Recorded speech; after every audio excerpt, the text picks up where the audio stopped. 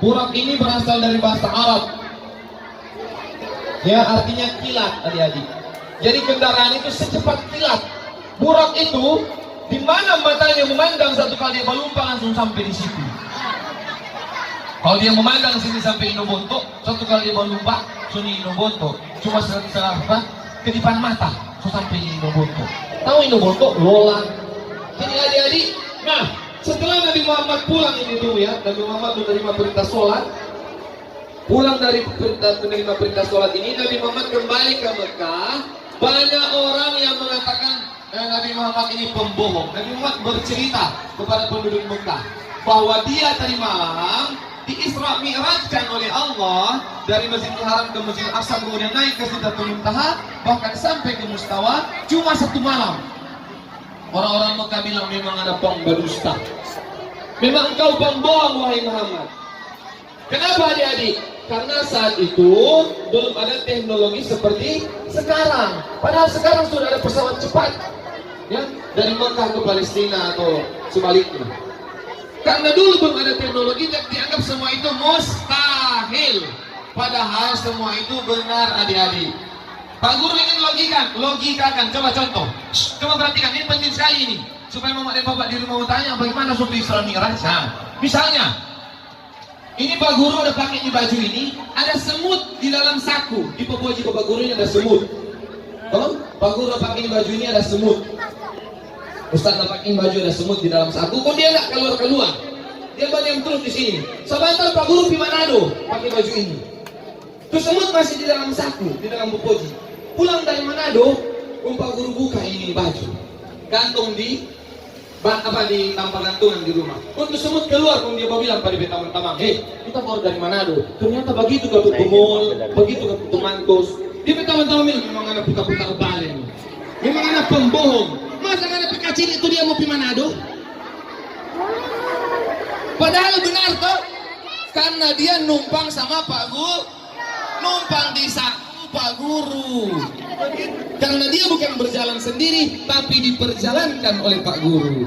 Begitu juga dengan Nabi Muhammad. Kalau dia mau berjalan sendiri ke Masjidil Aqsa yang ada di Palestina, kemudian akan ke Sidratul Muntaha, mustahil. Tapi karena dia diperjalankan oleh Allah, maka itu benar-benar adanya, ya. Sama dia semut tadi. Padahal kesan dia sebutul, ternyata tumantos ada 3. Tapi teman-teman bilang, mana memang pendusta. Padahal benar. Jadi seperti itu adik-adik, ya. Peristiwa Isra Mi'raj harus kita terima bukan dengan akal, tapi dengan iman. Kita yakin. Nah, setelah Nabi Muhammad menyampaikan seperti itu, banyak cacian daripada penduduk Makkah. Mereka bertanya kepada Abu Bakar, wahai Abu Bakar, itu temanmu sudah gila, pembohong besar. Siapa? Dia bilang dia cuma satu malam pergi di Masjidil Aqsa di Palestina, kemudian naik ke langit ke-7, balik lagi ke Mekah cuma satu malam. Apakah engkau percaya? Apa kata Abu Bakar? Jangankan hanya itu, lebih dari itu pun jika Nabi Muhammad yang mengatakan, maka aku percaya. Maka mulai saat itu Nabi dan para sahabat memberi julukan kepada Abu Bakar As-Siddiq, artinya yang membenarkan, yang mempercayai dan membenarkan semua tentang Nabi Muhammad SAW.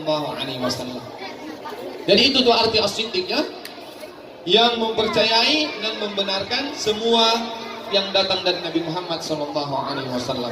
Jadi adik-adik, sholat ini adalah hadiah dari Allah. Jaga sholat tuh semua ini ada kan? Ya, mari kita biasakan adik, walaupun terpaksa. Berawal dari terpaksa, insya Allah lama-lama tak biasa. Ya, Nek, Nabi Muhammad bersabda begini, as-sholatu imanuddin. Sholat adalah tiang agama. Adik-adik tahu tiang? Ini begini. Ini masjid ini kalau tanpa tiang dia akan roboh atau rubuh. Islam pun kalau kita tidak mendirikan sholat, maka akan rubuh. Karena sholat kata Nabi adalah tiang agama. Ya, barang siapa yang mendirikan sholat kata Nabi, berarti dia telah mendirikan agama. Faman aqamaha faqad aqamat din. Sebaliknya, waman tarakaha, barang siapa yang meninggalkan sholat, faqad hadamat din, secara tidak langsung dia telah meruntuhkan agama. Orang yang mau tuh orang agama ini meruntuh, orang yang mau orang Islam ini meroboh, tidak mau kan? Maka kita harus sholat. Sholat ini adik-adik sekalian dimudahkan oleh Allah. Ya, kalau orang dalam perjalanan boleh menjamak. Insya Allah kalau masuk tes akan ada materi sholat jamak dan sholat qasar. Menggabungkan dua sholat jadi satu waktu, maksudnya dikerjakan di satu waktu. Kalau buru-buru boleh di qasar. Zuhur bikin 2 rakaat, diri sholat dalam keadaan duduk. Kalau dalam keadaan duduk sudah tak mampu apa? Berbaring. Bukan tasono ya, berbaring. Nah, berbaringnya biasa, Allahu Akbar. Kalau tangan tak mampu bergerak lagi, maka boleh dengan cuma suara Allahu Akbar, tak perlu begini. Karena tangan misalnya stroke, sudah bisa bergerak. Kalau tangan sudah mampu bergerak, mulut tak mampu bicara, apa dan Ustaz? Isyarat mata. Yang penting akalnya masih sehat, sholat menggunakan isyarat mata begini. Allahu Akbar, cuma kedipan mata. Sami Allahu liman hamidah. Mulutnya sudah bersuara. Karena sudah stroke badannya dan mulutnya juga tak mampu bersuara, maka boleh dengan isyarat mata. Kalau isyarat mata lagi sonin boleh, bungkus jo, so mati itu. Kan? Ini isyarat berarti ada kedipan mata sunya bergerak, berarti dia so mati. Panggil jo Bapak Imam kong bungkus. Si fulan sudah tak sanggup sholat, maka mari kita sholatkan. Begitu adik-adik ya. Jadi itu pertama tentang Isra Mi'raj. Pelajaran pertama daripada Isra Mi'raj atau hikmah pertama adalah, adik-adik, Allah membuka perjalanan Nabi Muhammad ini dengan kata Subhanalladzi, Maha Suci Allah. Banyak peristiwa penting dalam Al-Quran adik-adik, tapi Allah tidak membukanya dengan Subhanalladzi. Contoh, ada ayat atau menceritakan tentang bagaimana Nabi Ibrahim dibakar hidup-hidup oleh Raja Namrud. Ya, bagaimana kemudian Nabi Musa membelah Laut Merah dan Raja Fir'aun bersama bala tentaranya tenggelam di dalamnya. Tapi Allah tidak membukanya dengan Subhana. Tidak memulainya dengan Subhana. Nanti peristiwa Isra Mi'raj ini Allah membukanya dengan Subhana, yang artinya Maha Suci. Allah pertaruhkan ini. Allah Maha Suci ini hanya untuk sebuah peristiwa ini. Berarti Isra Mi'raj ini peristiwa besar. Adik-adik jaga peringati ulang tahun, biar cuma bilang barakallahu fi umurik, ada kan? Nah, kalau kita peringati Isra Mi'raj, berarti kita memperingati ulang tahun sholat. Kenapa? Karena perintah sholat diperintahkan Allah pertama kali pada saat Nabi Muhammad melakukan Isra Mi'raj. Jadi seperti kita memperingati Isra Mi'raj ini seperti memperingati hari ulang tahun sholat. Atau hari pertama kali sholat diwajibkan. Sholat 5 waktu maksudnya. Diwajibkan kepada Nabi Muhammad. Contoh misalnya Pak Guru ini mau dinilai misalnya, Pak Guru itu bejahat. Kau ini cerita di tempat lain setelah ceramah ini.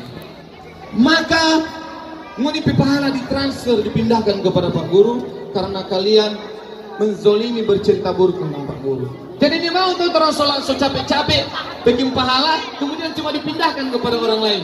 Maka kita hindari ghibah atau membicarakan keburukan orang lain. Yang kedua, di rumah adik-adik sekalian, ya masih punya mama dan papa ini insya Allah ya, walaupun sudah tidak punya salah satu, tapi jangan berkecil hati adik-adik, tetap kita harus berbakti kepada orang tua. Pak Guru ingin titipkan dalam kesempatan ini, jangan ada lagi yang sekolah di madrasah. Jangan ada lagi yang sudah sekolah di madrasah, mendapatkan pendidikan, pelajaran akidah akhlak dari kelas 1 MI sampai kelas 6 MI, pun di rumah akhlaknya kepada orang tua sangat buruk. Jangan ada. Jadi main game yang bukan online seperti Onet, Plants vs Zombie, itu boleh keluar adik-adik. Apalagi Tetris. Enjoy yang begitu ke sana supaya oninya tidak pusing dengan jaringan. Oke, sudah. Shh. Jangan sampai Pak Guru dengar ada anak madrasah, ya. Jangan sampai ada anak madrasah dapat dengar durhaka. Adik-adik